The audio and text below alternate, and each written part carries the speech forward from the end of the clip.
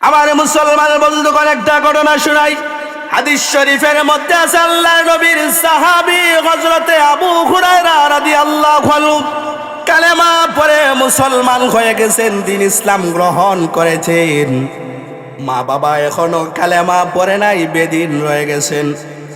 মুসলমান বন্ধু, হাদিস শরীফের মধ্যে আছে আল্লাহর নবীর সাহাবী হযরতে আবু হুরায়রা রাদিয়াল্লাহু আনহু একদিন কন্দন করতে করতে আল্লাহর নবীর কাছে হাজির হয়ে গেলেন।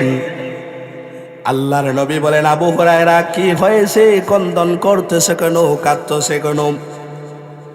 আমার ভাইরা, সংক্ষিপ্ত কথা হলো, আল্লাহর নবীর সাহাবী হযরত আবু হুরায়রা রাদিয়াল্লাহু আনহু বলেন, ওগো নবীজি, আমি ইসলাম গ্রহণ করেছি বিদায় আপনার কাছে আসি, বিদায় আমার মা বাবা আমাকে প্রহার করে, মারধর করে।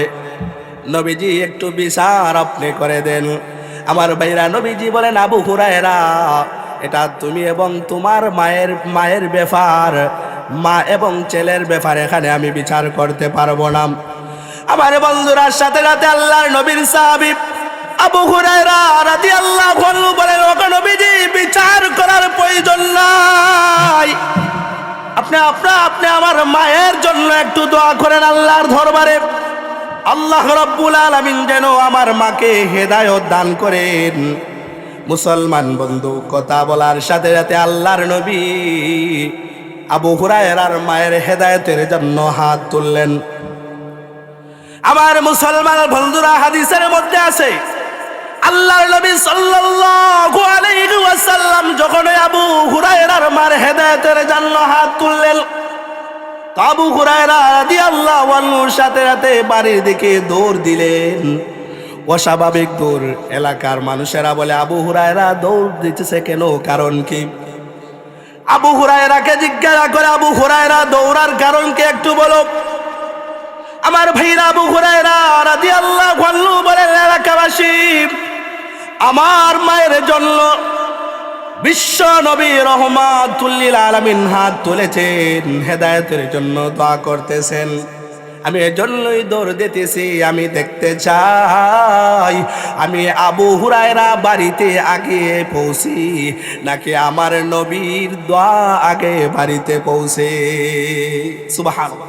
ওয়া কাদা রাব্বুকা আল্লা তা'বুদু ইল্লা ইয়্যাহ। আল্লাহ বলেন, আমি আল্লাহ রব্বুল আলামিন তোমাদের উপর ফরজ করে দিয়েছি, আল্লাহ তা'বুদু ইল্লা ইয়্যাহ, তোমরা আমি আল্লাহ ব্যতীত অন্য কারো ইবাদত বন্দেগী করিও না। সাথে সাথে আল্লাহ বলেন, ওয়া বিল ওয়ালিদাইনি ইহসানা, আর মাতা পিতার সাথে তোমরা সৎ ব্যবহার করো, ভালো ব্যবহার করো। সুবহানাল্লাহ। আমার ভাইরা, আল্লাহ বলেন, ইম্মা ইয়াবলুগান্না ইনদাকাল কিবারা আহাদুহুমা, ও জগতের সন্তানেরা, তোমাদের জীবন দশায় যদি মা বাবা থেকে কোনো একজন জীবিত থাকেন, আও কিলাহুমা, অথবা দুজন তোমাদের জীবন দশায় বার্ধক্যে উপনীত হয়ে যান, আল্লাহ বলেন, ফালা তাকুল্লাহুমা উফ, তাদের সাথে জীবন চলার ক্ষেত্রে উফ শব্দ তোমরা বলিও না। সুবহানাল্লাহ। শুধু তাই নয়, আল্লাহ বলেন, ওয়ালা তানহারহুমা, তাদেরকে তোমরা দমক দিও না।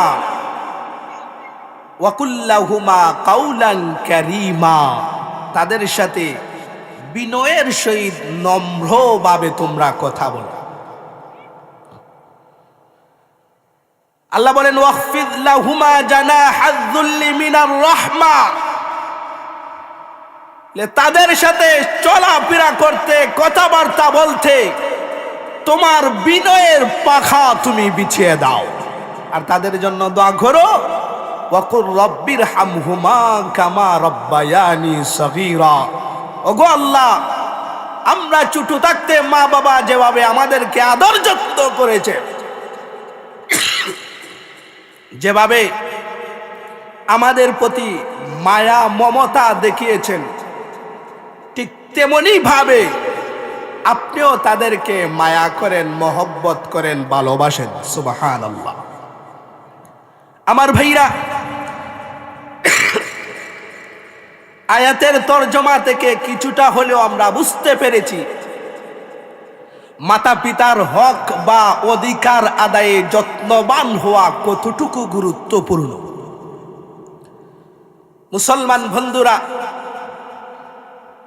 বলা হয় আল্লাহ রব্বুল আলামিনের ইবাদত করা যেভাবে বান্দার উপর ফরজ, ঠিক তেমনি ভাবে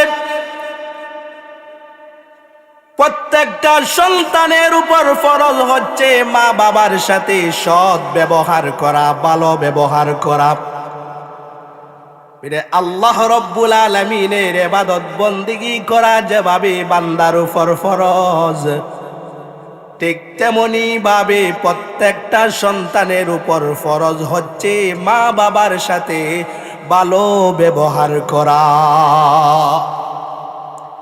আল্লাহর ইবাদত বন্দেগী করা যেভাবে বান্দার উপর ফরজ, ঠিক তেমনি ভাবে প্রত্যেকটা সন্তানের উপর আল্লাহ পাক ফরজ করে দিয়েছেন সন্তানেরা মাতা পিতার সাথে সৎ ব্যবহার করা, ভালো ব্যবহার করাও তোমাদের উপর ফরজ। এজন্যই তো দেখবেন কুরআনুল কারীমের অসংখ্য আয়াতে আল্লাহ রব্বুল আলামিন তার ইবাদতের সাথে সাথেই মা বাবার সাথে সৎ ব্যবহারের বিষয়টাকে এনেছে। এক আয়াতে আল্লাহ বলেন, লা তা'বুদু ইল্লা ইয়্যা, তোমরা আল্লাহ ভিন্ন অন্য কারো ইবাদত বন্দেগী করিও না। পাশাপাশি আল্লাহ বলেন, ওয়াবিল ওয়ালিদাইনি ইহসানা, আর তোমরা মাতা পিতার সাথে সৎ ব্যবহার করো। সুবহানাল্লাহ। আমার মুসলমান বন্ধুগণ, শুধু তাই নয়, অপর আয়াতে আল্লাহ রাব্বুল আলামিন বলেন, ওয়া'বুদুল্লাহ, আল্লাহ রাব্বুল আলামিন জগতের যাবতীয় বান্দাদেরকে উদ্দেশ্য করে বলতেছেন, ও আমার ভাল্লা বান্দিরা, ওয়া'বুদুল্লাহ, তোমরা আমি আল্লাহ রাব্বুল আলামিনের ইবাদত বন্দেগী করো, আমি আল্লাহর গোলামি করো। ওয়ালা তুশরিকু বিহি শাইআ, ইবাদতে আমি আল্লাহ রাব্বুল আলামিনের সাথে অন্য কাউকে তোমরা শরীক করিও না। আমার ভাইরা, সাথে সাথে আল্লাহ বলেন, ওয়াবিল ওয়ালিদাইনি ইহসানা, আর তোমরা মাতা পিতার সাথে সৎ ব্যবহার করো, ভালো ব্যবহার করো। আমার মুসলমান বন্ধুগণ, এরকম ভাবে কুরআনুল কারীমের অসংখ্য অগণিত আয়াতে আল্লাহ রাব্বুল আলামিন তার ইবাদতের পাশাপাশি মা বাবার সাথে সৎ ব্যবহারের বিষয়টাকে এনেছেন। এক আয়াতে আল্লাহ রাব্বুল আলামিন বলেন, কুল তাআলাউ আতলু মা হাররামা রাব্বুকুম আলাইকুম, আল্লাহ রাব্বুল আলামিন বলেন, ও নবীজি, আপনি আপনার উম্মতদেরকে বলে দিন, আতলু মা হাররামা রাব্বুকুম আলাইকুম, আপনি আপনার উম্মতদেরকে বলে দিন, আল্লাহ রাব্বুল আলামিন, আমি আল্লাহ রাব্বুল আলামিন বান্দাদের উপর কোন কোন জিনিস হারাম করে দিয়েছি। আমার ভাইরা বন্ধুরা, আল্লাহ রাব্বুল আলামিনের ভাড়ার পেয়ে আমার আপনার নবী জনাবে মুহাম্মদুর রাসূলুল্লাহ সাল্লাল্লাহু আলাইহি ওয়াসাল্লাম বলেন, উম্মত, আতলু মা হাররামা রাব্বুকুম আলাইকুম, তোমাদের প্রভু তোমাদের উপর যেই সমস্ত জিনিস হারাম করেছেন, এর মধ্যে এক নাম্বার হচ্ছে আল্লা তুশরিকু বিহি শাইআ, ইবাদতে আল্লাহ রাব্বুল আলামিনের সাথে কাউকে আল্লাহ রাব্বুল আলামিনের সাথে অংশীদার সাব্যস্ত করা। আল্লাহ রাব্বুল আলামিন যত জিনিস তোমাদের উপর হারাম করেছেন, এক নাম্বার আল্লাহ তুশরিকু বিহি শাইআ, আল্লাহর সাথে শরীক সাব্যস্ত করাকে আল্লাহ পাক হারাম করে দিয়েছেন। দুই নাম্বার ওয়া বিল ওয়ালিদাইনি ইহসানা। মা বাবার সাথে ভালো ব্যবহার করা, মা বাবার সাথে অসৎ ব্যবহার করাকে, খারাপ ব্যবহার করাকে আল্লাহ রাব্বুল আলামিন হারাম করে দিয়েছেন। সুবহানাল্লাহ। আমার ভাইয়া, এই সমস্ত আয়াতে আল্লাহ রাব্বুল আলামিন তার ইবাদতের পাশাপাশি মা বাবার সাথে সৎ ব্যবহারের বিষয়টাকে কেন এনেছেন, মুফাসসিরিনে কেরাম চমৎকার জবাব দিয়েছে। আমি দুইটা জবাব দেব। এক নাম্বার হচ্ছে যে আল্লাহ রাব্বুল আলামিন বান্দাদেরকে যেই সমস্ত নিয়ামত দান করেছেন, যেই সমস্ত দয়া মায়া করেছেন, কোন বান্দা যদি আল্লাহ পাকের নিয়ামতের প্রতিদান দেওয়ার ইচ্ছা পোষণ করে, কোশ্চিন কালেও কোনো বান্দার পক্ষে আল্লাহর নিয়ামতের প্রতিদান দেওয়া সম্ভব নয়। কারণ অসংখ্য অগণিত নিয়ামত আল্লাহ রাব্বুল আলামিন বান্দাদেরকে দান করেছে, যেগুলা গণনা করেও কোনোদিন শেষ করা যাবে না। এজন্যই তো আল্লাহ রাব্বুল আলামিন বলেন, ওয়া ইন তাউদ্দু নি'মাতাল্লাহি লা তুহসুহা। মুসলমান বন্ধুরা আমার, আল্লাহ রাব্বুল আলামিন বলেন, ও আমার বান্দা বান্দীরা, আমি আল্লাহ রাব্বুল আলামিন তোমাদের উপর যত নিয়ামত দান করেছি, যত দয়া করেছি, যত মায়া করেছি, তোমরা যদি গণনা শুরু করো, আল্লাহ বলেন লা তুহসুহা, আমার নিয়ামত গণনা করে তোমরা কোনোদিন শেষ করতে পারবে না। সুবহানাল্লাহ। অসংখ্য গণিত নিয়ামত আল্লাহ রাব্বুল আলামিন আমাদেরকে দান করেছে। আমার ভাইরা বন্ধুরা, যেমনই ভাবে বান্দার পক্ষে আল্লাহ রাব্বুল আলামিনের নিয়ামতের প্রতিদান দেওয়া সম্ভব নয়, ঠিক তেমনি ভাবে সন্তানের উপর মা বাবা যত নিয়ামত দান করেছেন, যত দয়া করেছেন, মায়া করেছেন, মহব্বত করেছেন, কোন সন্তানের পক্ষে মাতা পিতার নিয়ামতের প্রতিদান দেওয়া সম্ভব নয়। যেমনই ভাবে কোন বান্দার পক্ষে আল্লাহর নিয়ামতের প্রতিদান দেওয়া সম্ভব নয়, ঠিক তেমনি ভাবে মা বাবার প্রতিদান দেওয়া সন্তানের পক্ষে সম্ভব নয়। মুফাসসিরিনে কেরাম বলে, একটা কারণে আল্লাহ রাব্বুল আলামিন তার ইবাদতের পাশাপাশি মা বাবার সাথে সদ্ব্যবহারের বিষয়টা এনেছেন। সুবহানাল্লাহ। দুই নাম্বার কারণ, মুফাসসিরিনে কেরাম বলেন, আল্লাহ রাব্বুল আলামিন বান্দাদেরকে যত আদেশ করেন, যত নিষেধ করেন, যত হালাল হারামের কথা বলেন, বিলে এর মধ্যে একটাও আল্লাহ পাকের স্বার্থ নয়। আল্লাহ রাব্বুল আলামিনের স্বার্থ একটা নয়, বরং বান্দার উপকারার্থেই আল্লাহ রাব্বুল আলামিন এই সমস্ত আদেশ নিষেধ করেন। আমার মুসলমান বন্ধুরা, ঠিক তেমনি ভাবে সন্তানের জীবন পরিচালনার ক্ষেত্রে মা বাবা সন্তানদেরকে যত আদেশ করেন, যত নিষেধ করেন, বিলের মধ্যে একটাও মা বাবার স্বার্থ নয়, বরং সন্তানের উপকারের জন্যই মা বাবা সন্তানদেরকে আদেশ নিষেধ করেন। সুবহানাল্লাহ।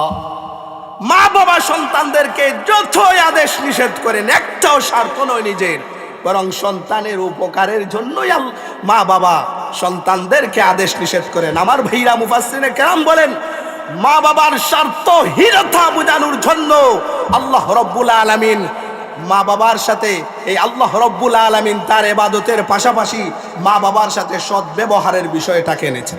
আমার ভাইরা, এজন্য মা বাবার সাথে সৎ ব্যবহার করতে হবে, ভালো ব্যবহার করতে হবে।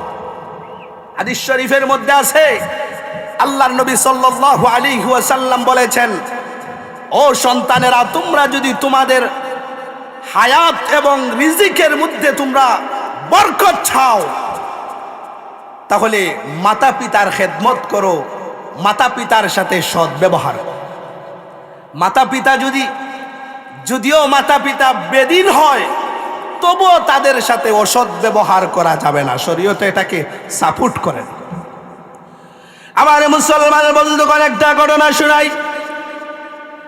হাদিস শরীফের মধ্যে আছে আল্লাহর নবীর সাহাবী হযরতে আবু হুরায়রা রাদিয়াল্লাহু আনহু কালেমা পড়ে মুসলমান হয়ে গেছেন, দ্বীন ইসলাম গ্রহণ করেছেন। মা বাবা এখনো কালেমা পড়ে নাই, বেদিন রয়ে গেছেন। মুসলমান বন্ধু, হাদিস শরীফের মধ্যে আছে আল্লাহর নবীর সাহাবী হযরতে আবু হুরায়রা রাদিয়াল্লাহু আনহু একদিন কন্দন করতে করতে আল্লাহর নবীর কাছে হাজির হয়ে গেলেন। আল্লাহর নবী বলেন, আবু হুরায়রা কি হয়েছে, কন্দন করতেছে কেন, কাঁদতেছে কেন? আমার ভাইরা, সংক্ষিপ্ত কথা হলো, আল্লাহর নবীর সাহাবী হযরতে আবু হুরায়রা রাদিয়াল্লাহু আনহু বলেন, ওগো নবীজি, আমি ইসলাম গ্রহণ করেছি বিদায় আপনার কাছে আসি, বিদায় আমার মা বাবা আমাকে প্রহার করে, মারধর করে। নবীজি একটু বিচার আপনি করে দেন। আমার ভাইরা, নবীজি বলেন, আবু হুরায়রা, এটা তুমি এবং তোমার মায়ের ব্যাপার, মা এবং ছেলের ব্যাপার, এখানে আমি বিচার করতে পারবো না। আমার বন্ধুরা, সাথে সাথে আল্লাহর নবীর সাহাবী আবু হুরায়রা রাদিয়াল্লাহু আনহু বলেন, ওগো নবীজি, বিচার করার প্রয়োজন নাই, আপনি আমার মায়ের জন্য একটু দোয়া করেন আল্লাহর দরবারে, আল্লাহ রাব্বুল আলামিন যেন আমার মাকে হেদায়েত দান করেন। মুসলমান বন্ধু, কথা বলার সাথে সাথে আল্লাহর নবী আবু হুরায়রার মায়ের হেদায়েতের জন্য হাত তুললেন। আমার মুসলমান বন্ধুরা, হাদিসের মধ্যে আছে আল্লাহর নবী সাল্লাল্লাহু আলাইহি ওয়াসাল্লাম যখন আবু হুরায়রার মার হেদায়েতের জন্য হাত তুললেন, তো আবু হুরায়রা রাদিয়াল্লাহু আনহুর সাথে সাথে বাড়ির দিকে দৌড় দিলেন। অস্বাভাবিক দৌড়। এলাকার মানুষেরা বলে, আবু হুরায়রা দৌড় দিতেছে কেন, কারণ কি? আবু হুরায়রাকে জিজ্ঞাসা করে, আবু হুরায়রা দৌড়ার কারণ কি একটু বলো। আমার ভাইরা, আবু হুরায়রা রাদিয়াল্লাহু আনহু বলেন, এলাকাবাসী আমার মায়ের জন্য বিশ্ব নবী রহমাতুল লিল আলামিন হাত তুলেছেন, হেদায়েতের জন্য দোয়া করতেছেন, আমি এজন্যই দৌড় দিতেছি। আমি দেখতে চাই আমি আবু হুরায়রা বাড়িতে আগে পৌঁছি নাকি আমার নবীর দোয়া আগে বাড়িতে পৌঁছে। সুবহানাল্লাহ। আমার ভাইয়া বন্ধুরা, আবু হুরায়রা বলে, আল্লাহর কসম, বলে আমি আগে আবু হুরায়রা বাড়িতে পৌঁছতে পারি নাই, বরং আমার নবীর দোয়া আমার মায়ের পক্ষে বাড়িতে আগে পৌঁছে গেছে। আবু হুরায়রা বলেন, আমি বাড়িতে গিয়ে দেখি আমার মা একেবারে সাজসজ্জা পবিত্র হয়ে বসে আছেন। ঘরে যাওয়ার সাথে সাথে আবু হুরায়রাকে লক্ষ্য করে বলেন, এরে সন্তান আবু হুরায়রা, তুমি কোথায় ছিলে? আমি তো পাক সাফ হয়ে পবিত্র হয়ে বসে আছি, তুমি আর দেরি নয়, আমাকে নবীজির কাছে নিয়ে যাও, কালেমা পড়ে মুসলমান বানিয়ে দাও। সুবহানাল্লাহ। আমার ভাইরা, আবু হুরায়রা রাদিয়াল্লাহু আনহু মাকে নিয়ে নবীজির দরবারে গিয়ে কালেমা পড়ে মুসলমান বানিয়ে দিলেন। সুবহানাল্লাহ। বলছিলাম, মা বাবা যদি বেদিনও হয় তবুও মা বাবার সাথে অসৎ ব্যবহার করা যাবে না, মা বাবার সাথে সৎ ব্যবহার করতে হবে, মা বাবার সাথে ভালো ব্যবহার করতে হবে। আল্লাহ পাক তৌফিক দান করেন।